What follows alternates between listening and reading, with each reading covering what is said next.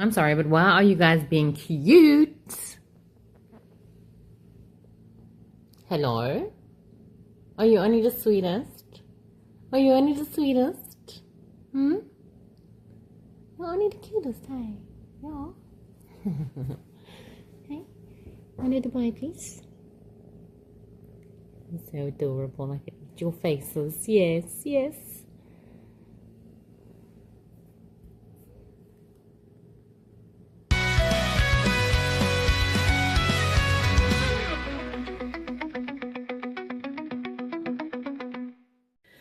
And now we are making, well, I say and now because I'm busy making a whole bunch of other things in the kitchen today, but for this video right now, I'm making orange curd, not lemon curd, but it's kind of the same thing, but with oranges. So what we'll need are eggs, 6 of them, granulated sugar, butter, some nice freshly squeezed orange juice, and some orange zest. So to start, we'll need 1 cup of granulated sugar, 2/3 cup of freshly squeezed orange juice. Let's give it a shake, a swirl. Maybe I should put this into a jug so that we don't have orange juice everywhere. I think that was a sensible call. All right, so 2/3, 1, 2, and my stomach grumbling for whatever reason. Then 6 tablespoons of butter. But you'll be so proud of me for actually measuring things out today, so let's do this. And the reason I'm pushing down on it is so that we don't have any air bubbles. Okay, once it's all compacted, you can neaten it off. And then use the knife to scrape, so that's 1, 2, 3, 4,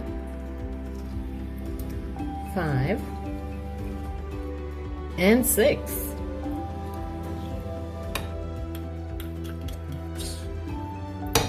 One teaspoon of orange zest.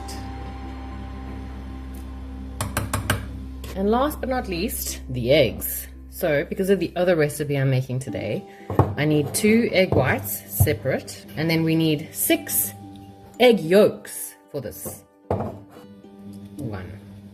And you see how eggs are perfectly designed to be able to have you separate the yolks from the whites, so you don't need some fancy device. Okay, 3, 4, 5, and 6. And the 6 yolks.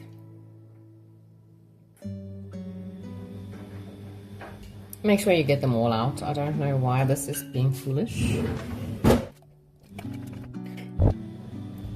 And I'll actually just use that to stir it.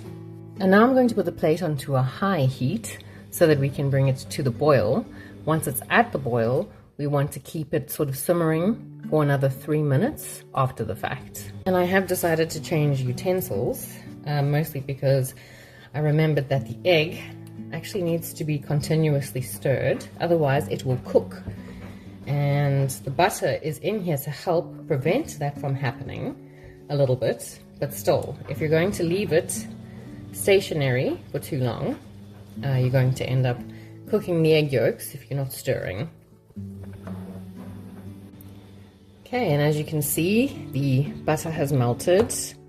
And we're getting this little frothy stuff on the top, which is an indication that we're getting to boil, or rather getting to the boiling point. Let me just be clear with my words.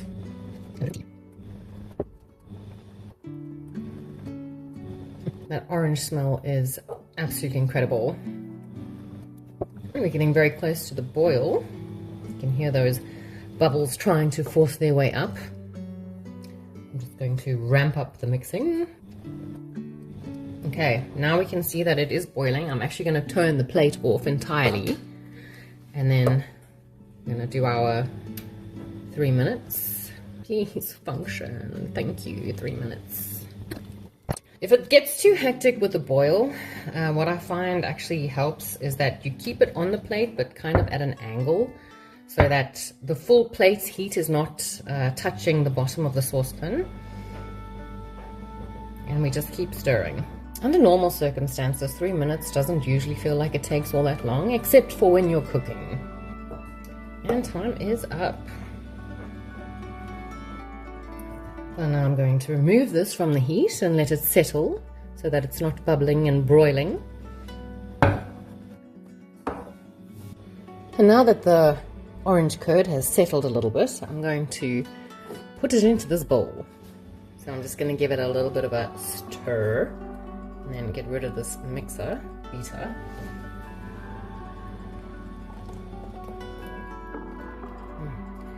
That creamy, tasty, zesty, orangey goodness.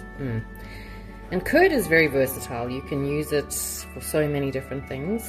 I'm making this for a cake. And it's frosting. So there we go. I just need it to cool down before I can use it. But while it's cooling, it does also form a skin.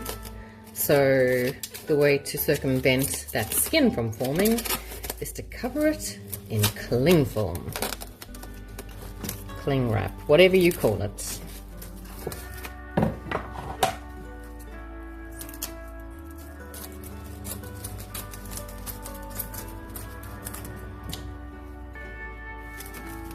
And then let it cool to room temperature before you use.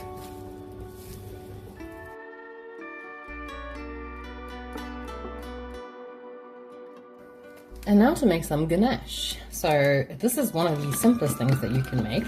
I have this leftover cream from when I made mulva pudding. Let's give it a good shake. And chocolate. So to do it, all you need to do is pour all your cream into the bowl. There's about 250 lovely mils in here. And it's flat packed now so that I can squeeze it more easily. Or awkwardly, so that you can see what I'm doing. Well, no wonder it made weird noises. And we have a prolapse. That's fantastic. Get out. Get out. Well, this is glorious, isn't it? Just an afternoon of weird noises and squirty stuff. But that's life, I suppose. We don't want to lose any of these amazing ingredients by throwing them in the bin. So, yeah.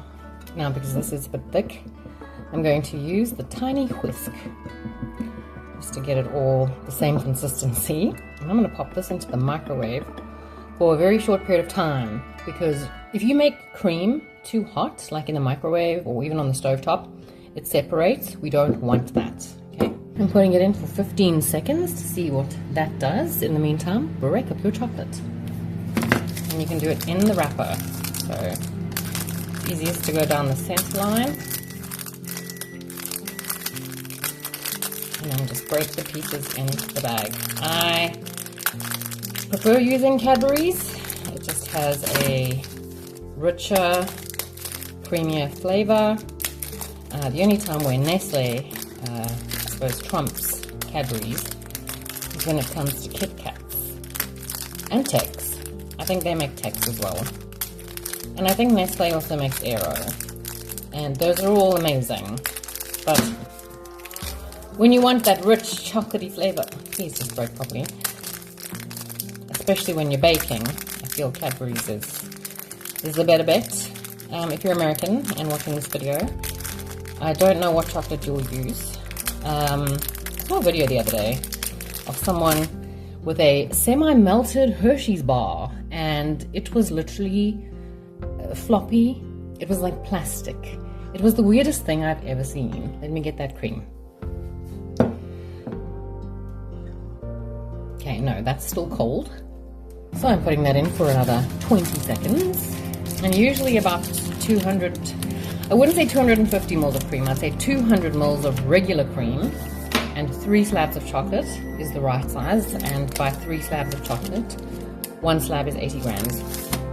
But because this has a thicker consistency, granted I say that, but now that it's warmed up a bit, it's okay. It's still too cool. 20 seconds. And what we want with the heat or temperature is we just want it warm enough or hot enough to melt the chocolate. And that seems to be a good temperature. Now I'm going to pop these in. The more chocolate you put in, the easier it becomes. I think that's true for most humans as well.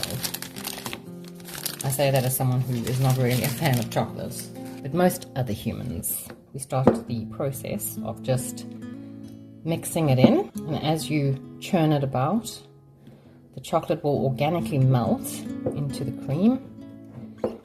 And if by putting the cooler chocolate into this, it may have cooled the mixture down a little bit, you can pop it in for another like 15 seconds or so. But let's just see what we're working with here first. Alright, I think I'm going to need to warm this up a bit. Get out. And I think the camera cut out. But like I was saying, I put this in for another 20 seconds instead of 15. And I'm just giving it a stir and getting all this chocolate melted to gauge the consistency of this, to see if I need to add another slab of chocolate. That's why I haven't opened the third one yet. And obviously as this mixture cools down, it will thicken. So that's the only thing that needs a bit of fandangling or finagling, is that until it's actually properly set and cooled down, you won't really know your final texture. But I mean, this is a pretty good, you know what, I'm actually just going to add the third slab. And I think we should taste test the chocolate just to make sure that it is edible. We wouldn't want any, you know, kitchen incidences. So, and by that I don't want to poison anyone. Not that my cooking or baking ever would, but you need to be sure. And at least the temperature of this mixture is still warm enough that the last slab I added is melting. Now, ganache is great because you can use it as a decorative drizzle on a cake. You can just, I don't know, pour it all over a cake, actually.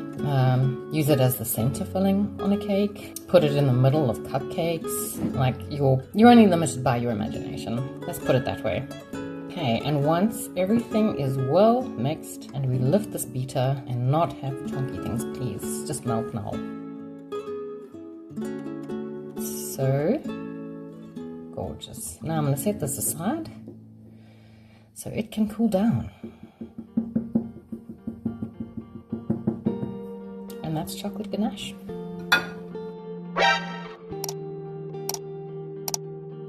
So now I'm going to take about half of this orange curd, and I'm going to pour it in to this, or maybe a little bit more than half. Already removed a third of a cup for the icing. Here's the paste. Okay, there we go. The reason I'm doing it like this is because this has enough traction that it won't fall off as I turn it over. Okay, you see this gorgeous consistency? Exactly what we needed. So now I'm going to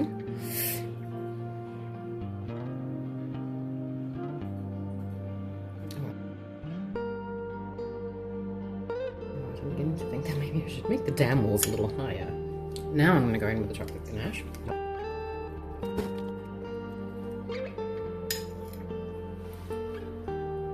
Hopefully I'm much. Okay, well, you had polka dots of orange. Okay. An absolute masterpiece. Because there's only a one layer, I'm going to pour the rest of this.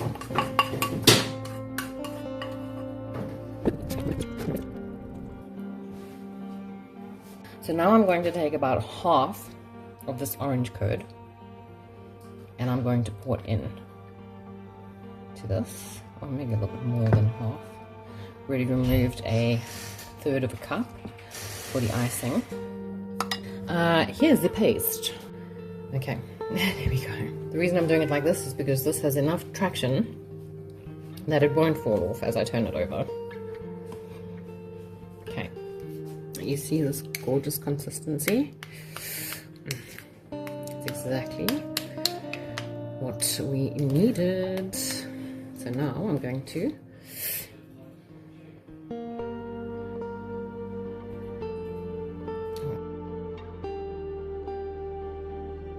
I'm beginning to think that maybe I should make the dam walls a little higher. Now I'm going to go in with the chocolate ganache.